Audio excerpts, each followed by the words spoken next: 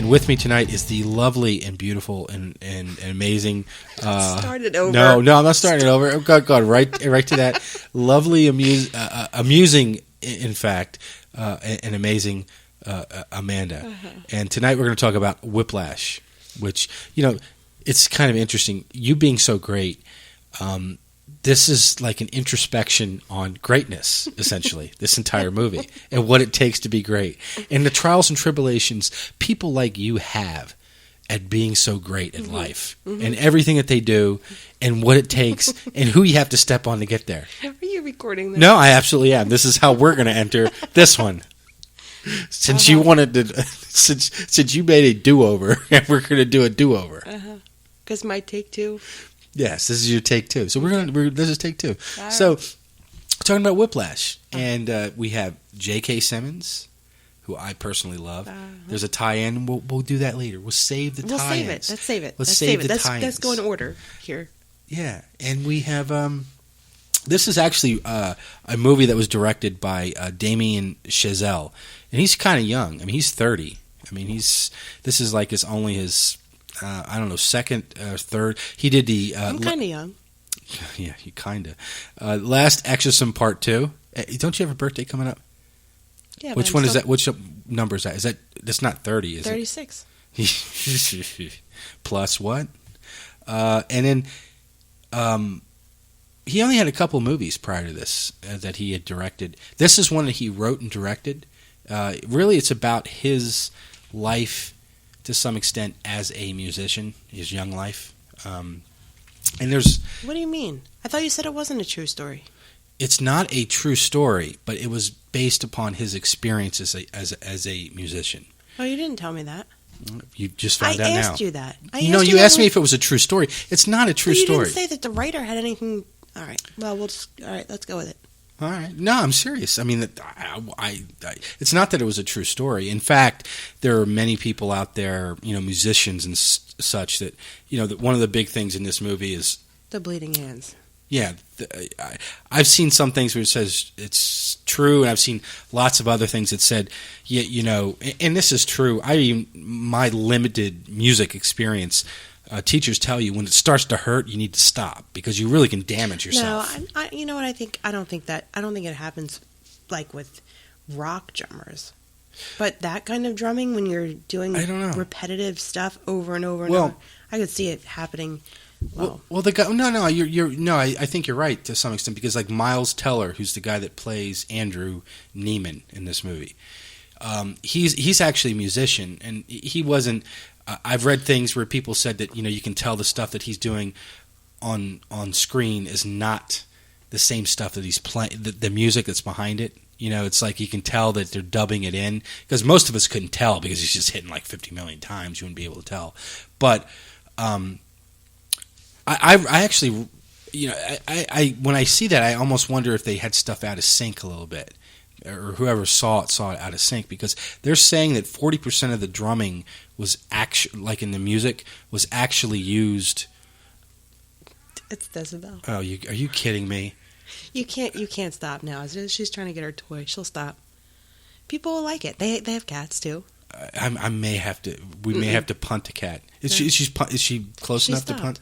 She did. Okay, good. I didn't know what that was. A cat or a kid. But they did say that 40% of what he drummed was made into the soundtrack. So that's kind of interesting. So I don't even know if some people complain. Nobody's going to pay that much attention to if they were. No. Well, I'm just saying. I wouldn't. Well, I know, but unless it was obvious, but it wasn't. Well, I don't know if it went so fast. How are you going to notice anyway? I mean, the way he hit the drum was so fast. But he did. So. But even Miles Teller, who played the role, said that. His hands got blisters and stuff from doing it. Yeah, you'd expect it. Sure, but because I think the jazz drummers, as far as I know, put the drums between their fingers, and I think that tends to cause more. It's not like it's not like. You think they would wear gloves or something, or tape their hands? They might. I don't know. I think it was exaggerated, but. You know what that brings me back to? It brings me back to the excellent drumming you showed me the other day when we did a little bit of pour some sugar on me. I mean, like My Def Leppard drummer? Your Def Leppard drummer parody, where one hand goes inside your shirt? I didn't. Oh, no. That never happened. I didn't. I used two hands. Absolutely. But the drummer doesn't, does he? Not anymore.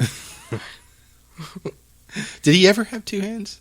Of course he had two hands. No, but I mean, like, was he ever a drummer in Def Leppard with that way? I think so. Oh. I don't know. You don't have that in your notes? No, I mean, that was just an aside based upon something I might have videoed this week. While you're talking, I'll look it up. I don't know. Look it up right so now. No, don't even bother. I don't think we need to know that. I just want to know. So J.K. Simmons, do you know very much about him? Have you seen him before anywhere? I don't know. Which one is he? He's the teacher. Oh no, not you too much. You know he won Best Actor for this role, right? You told me. Yeah, I mean, so from the nerdy aspect, J.K. Simmons was, in Spider-Man. He plays the guy. Which Spider-Man? He was in the original Spider-Man with Tobey Maguire and Kirsten Dunst. He plays the newspaper guy, and he plays the role excellently. He's also in those commercials for the insurance. Geico? Is it Geico? I don't know which one it is now, but that's what he. And I don't think I've ever seen him before. You know what one of the strangest things he was? He did. He had two arms. One of the strangest things. He lost it in 1985. So that and he's been with Def Leppard since '78. Yeah, but I don't think they did. Pour Some Sugar on Me was after 1980. All right, well, I'm just saying he's been with them since '78. He lost it in '85 and continued to play. I know he continued to play. Clearly, but I mean, you did a whole act with him. Did he ever had two arms when he played with them? Well, so yes, he did. I guess it apparently did, but they weren't big before '85. I don't think. All right, well, he does better with one arm. I don't know. I don't know. I just said that he couldn't have done what Miles Teller did in this one. Probably not. So Miles Teller was in The Spectacular Now. He was also in the remake of Footloose. I didn't see it. I didn't see that either, but people like that. And the other thing that he's in is the tie-in, is that he was something that you're interested in. He was in Divergent as well. Yeah, I've tried to watch that like 10 times and haven't gotten He played through Peter in that, and he's actually... Oh, yeah, you told me that. He's actually really good friends with Shailene Woodley, who is the one that was in The Fault with Our Stars, and is the lead character. He's good friends with her, and they went to a couple things together. The Fault in Our Stars people were from Divergent, too. Oh, that's exactly what I'm talking about. Right. Okay. Yeah, it's the same two people. Shailene Woodley was in Fault with Our Stars and The Fault in Our Stars and Divergent, and so is he. So there's a whole tie-in with those guys together. So the guy is the same guy from The Fault in Our Stars? It's not this. He's not the lead. He's okay. one of the people. Yeah, he's not in Fault in Our Stars. He's in Divergent. He's one of those. Yeah, it's not the same guy. But he's had some big friends in the industry, obviously. So the other aspect here is that he had a good relationship with Nicole Kidman as well. Who? Miles Teller. Oh. I think he got it from, I don't know if it was from Footloose, and he obviously had a history. You need to turn the sound down on that other stuff. He obviously had a history in drumming and musician. He was a musician, but prior to doing this. The other thing, so I got two sort of... He was, because he played the pianist in it. Who did? Who are you talking about? Talking about Miles Teller. And J.K. Simmons did play the piano. Oh. Terence, okay. He did play the piano. Right. Yeah, he does know how to play the piano. J.K. Simmons does. But I'm going to give you my two geeky sort of tie-ins now. Mm-hmm. So Miles Teller is going to be in the new Fantastic Four as Mr. Fantastic in the 2015 reboot that's coming out this year. Since I haven't seen the first, it means no, you did. Nothing. No, you did. No, I didn't. You sat here with me and Nicholas and watched it. That's the one with Stretchy Guy and Invisible Girl. Nick was watching me. No. You were here too. You just didn't pay attention. I did not. I never watched it. Yeah, you didn't pay attention. No, I never watched it. You did, but you don't remember. You just don't remember. Okay.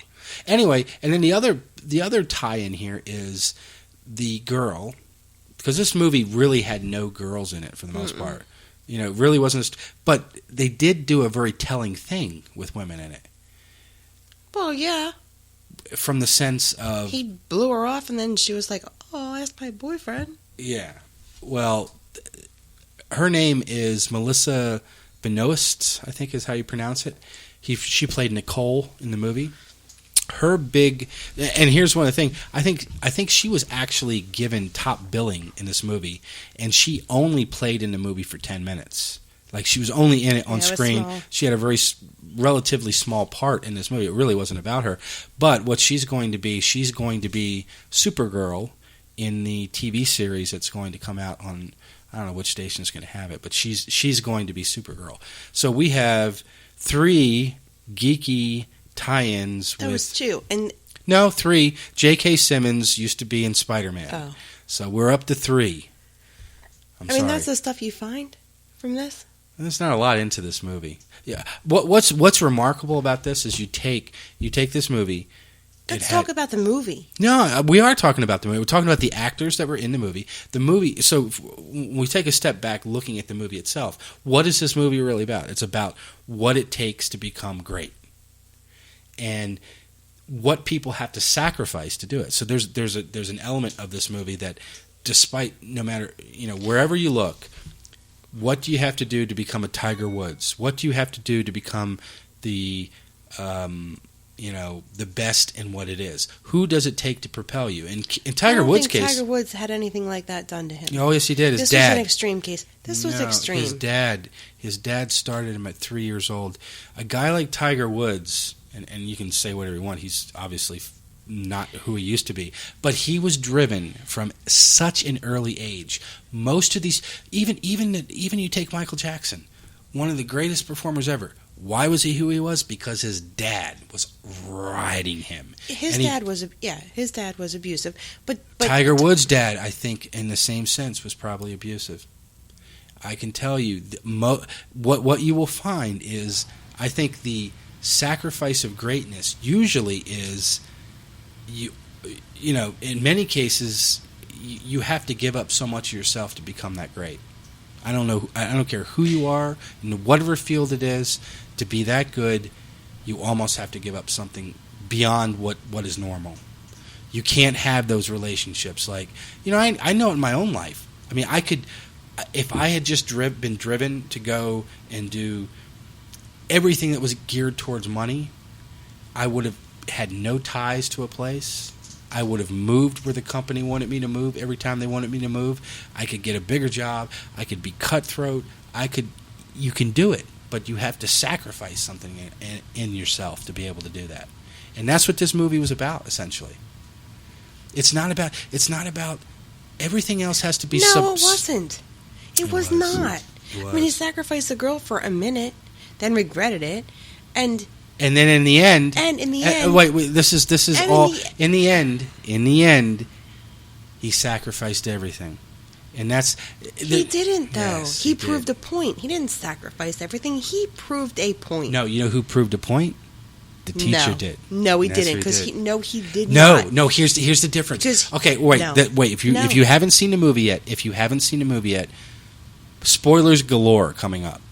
So just excuse yourself from this conversation. So here is the reason why.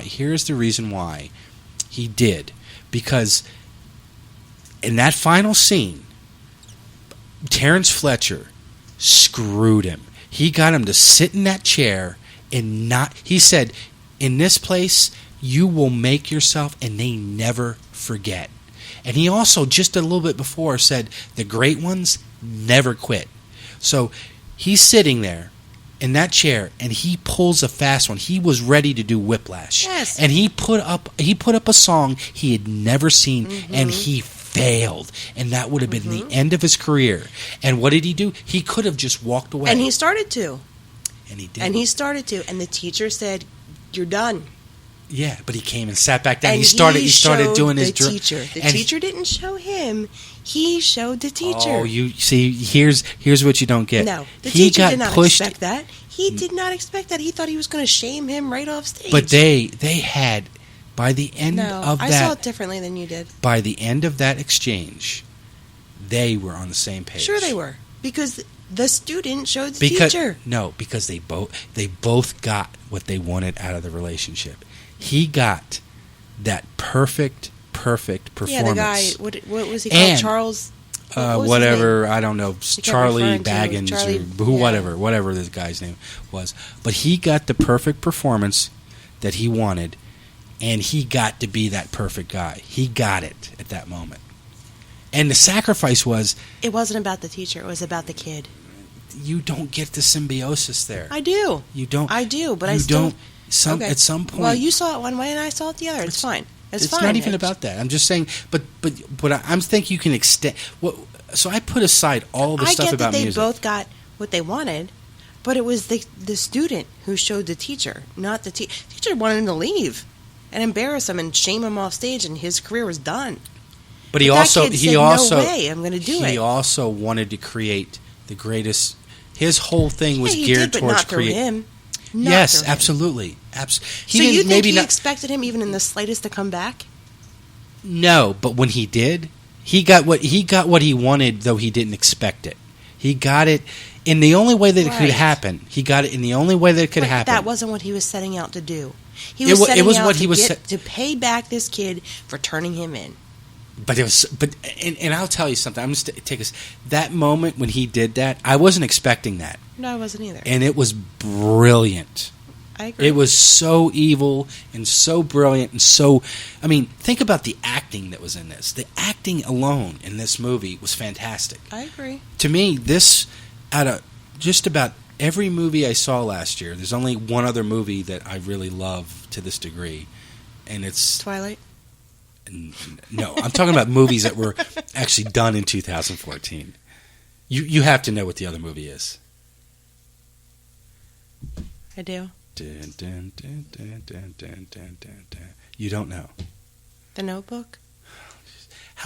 What movie did I see 1,500 times last year? Oh. What's that called? With the Groot and the little raccoon? You really... The Avengers? No, it's not. I only saw it like 6 times. You didn't see it 6 times. I did. You made me watch it a lot of times. No. What's it called again? No.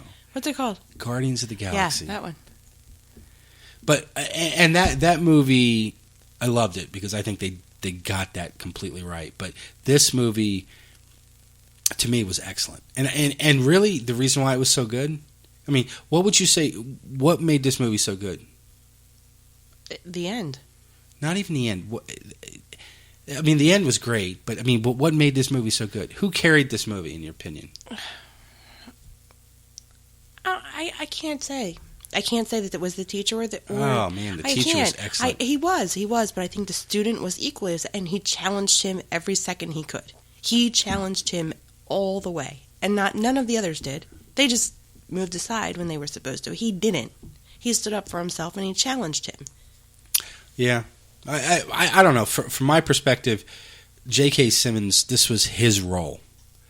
I don't think you could have got anybody else in that role and had been as effective as him. No, he was great. I'm just saying, I think the student was, and I don't even know his name because I didn't take notes, but I don't have my notes in front of me. What's his name in the movie? In the movie? Yeah. What's whose name? The student's name, the drummer. That's Andrew. Andrew. He's Miles Teller. I knew it was Miles. I couldn't think. Yeah. Andrew Neimann is his name or something along those lines. But he always calls him by the last name, I think. Or no, he calls him second. Or what does he refer to him as? He's not the first in line. Like he's not the first. He's not the first chair. He doesn't. I don't think he really talks to them by first name. He calls them by like whatever order they are. Whoever's playing first, and then whoever's backup. Yeah, there's a guy. There's the first, and there's the alternate. Yeah, the alternate because he was an alternate in the Scrub Band at first. Right, and that's kind of how he refers to them. He doesn't really address them properly most of the movie. No, he was. But I don't remember the exact term he uses. I don't remember either. But to me, this was out of all the movies I saw from last year. This is up there. It's rated as high as I've rated anything for the year. That was very well done. I agree. I mean, out of the, I'm only missing 2 movies that were out of the Best Picture perspective. I've seen, so the ones that were up for Best Picture were Birdman, which I have. You haven't seen it yet. I saw that was in the theater. Whiplash, American Sniper. I've not seen American Sniper. No, and I want to. That's the one I keep saying I want to see. We'll see it. And Grand Budapest Hotel I saw. That's Did I? No, that was done early in the year. I have that one, so you can see that if you want. And The Imitation Game I saw on the airplane. Loved it. That is way up there on my list too. Selma I have not seen. The Theory of Everything we saw together, and Boyhood we saw together. So out of that list, I got to go back and see Birdman again because I really liked it. It's got Michael Keaton in it. I know. And but this was a really great movie. It was definitely a great movie. But I was reading stuff by people from Juilliard that said that the stuff that they did with the hands and stuff would never have happened. It was unrealistic, but sometimes those guys are on the wrong side of it. They're the Fletchers. Juilliard probably have ballerinas that have bleeding, broken toes. Yeah, I mean, that's the instructor saying, "Oh, we'd never do that. We'd never push a kid to that." And yet, when you're at Cornell, when I was at Cornell, kids were throwing themselves off of bridges because they were trying to get to where they needed to be. I don't buy that. I think it's extreme, but I think there are people that. But what they really showed with this guy was he was almost like the guy Bobby Knight from Indiana, the basketball player. Get up in people's faces and scream, and and the role that he did there. But then I read a bunch of things from other people where they talked about their experiences. They've had teachers like this guy, that get up in your face and scream. No, I never did. But I don't know. But these band guys. You know what I do wish? I wish it was a true story. That would have made it. It wasn't true, but it was experience. And what you have to think about is what the kid experiences is different than what the teacher might have been trying to do. The teacher just won. He won on both. He won. He got what he wanted. And the kid won, but he had to fight for his win. Yeah, but the teacher also lost his job. Yeah, but in the end, he said, if you don't make it, some of the biggest names the biggest names weren't at the school. I always see, here's the thing that I always get about teachers, and this is not a condemnation in the least, is that he wasn't that good himself a little bit then.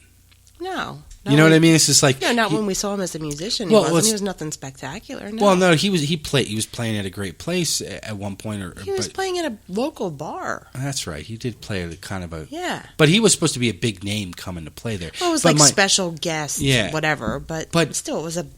The element there, though, I was going for was the fact that, when you get to the point that you're teaching as opposed to doing, it's almost like you know that you've reached your limit, that you can't excel.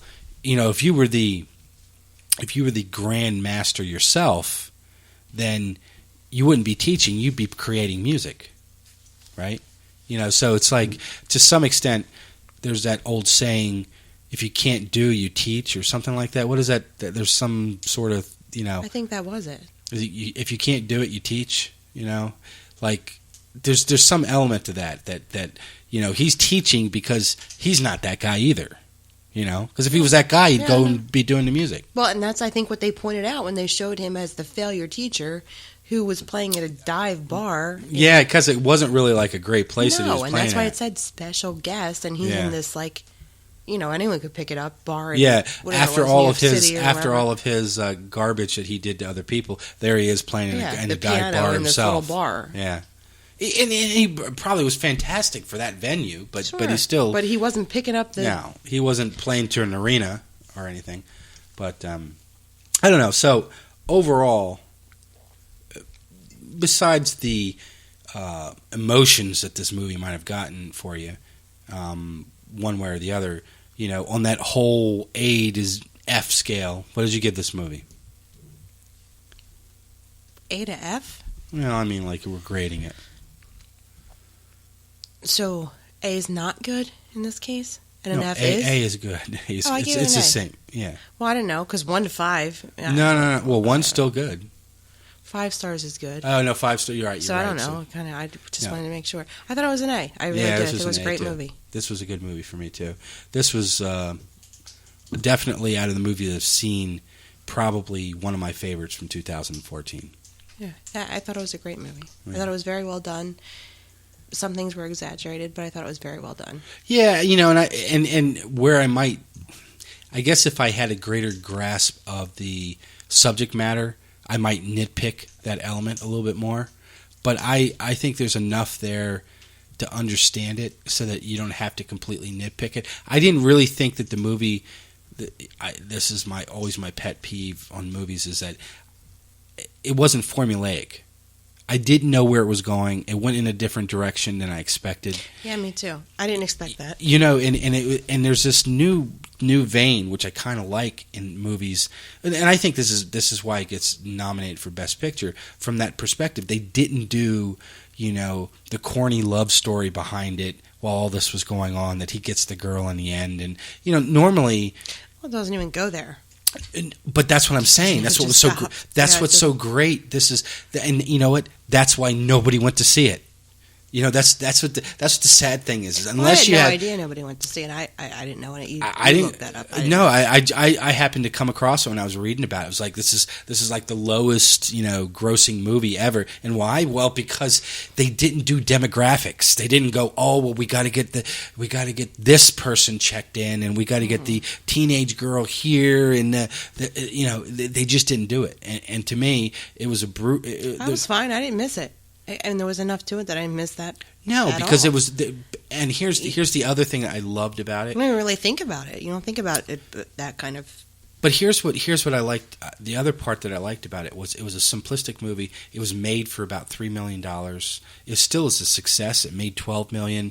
It was made for $3 million, and so it had a very low budget. And most of that budget went to the actors, and there were some great shots in the stuff that they did. The camera work, everything else, I thought was excellent in the movie. The way they shot it, but it shows you how to do a movie on a low budget. Actually, they probably didn't need. The only thing they really probably needed anything for was the car crash.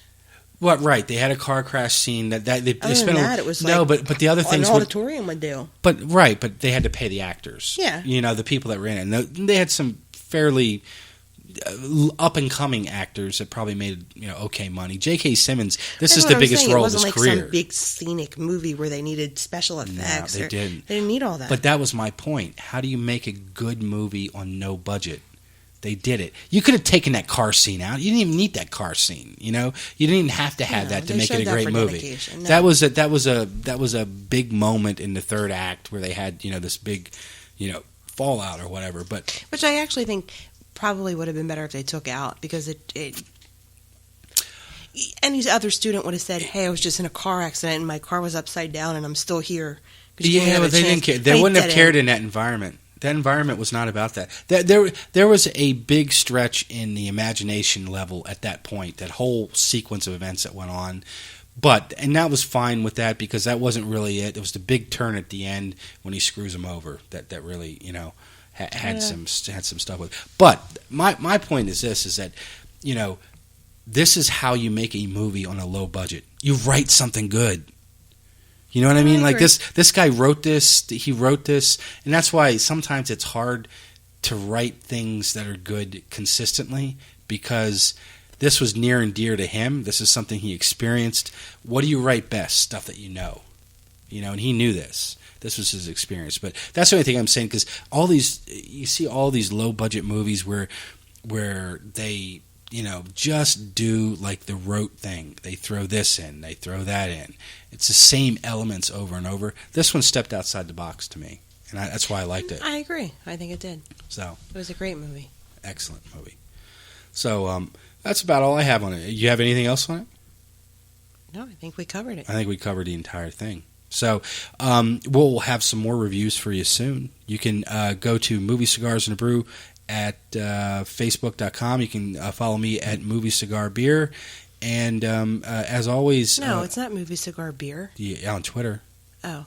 On Twitter, it's Movie Square Beer. That's how I set it up. I apologize. Aren't you following me on there? No. You should be. I do not. You should be. I do not do Twitter. Oh, well. I also follow the rules where I'm not allowed to make any noise during this whole thing, and your phones are going off like crazy. I gotta. Computer, phones. No. You know what? Next time you say, shh, make sure everything's, don't. No. You know what? Your stuff's going off? I don't want to hear it. No. Next time I'm going to make sure that You know what was going off for you? Your cat. So once. No, your once, cat. and I can't control the cat. You could turn the volume off on your phone. The cat never does anything, and then every time we turn around, the cat is going on off. your phone. Can you push silent on your cat? That's the whole point. No. Let's lecture me. Make sure you don't make any noise and turn this off and don't bump into that and turn the TV down. No, and your phone's making bubble noises down there and chiming. You make sure that cat is quiet. Well, you know what? We'll let everyone just decide on their own if the cat can be muted or your phone can. Because I'm right and you're wrong, but that's to be expected. You know what? Next time we will be cat free. Mm-hmm. We'll find a way to make that. We'll do it outside. Talk to you again soon.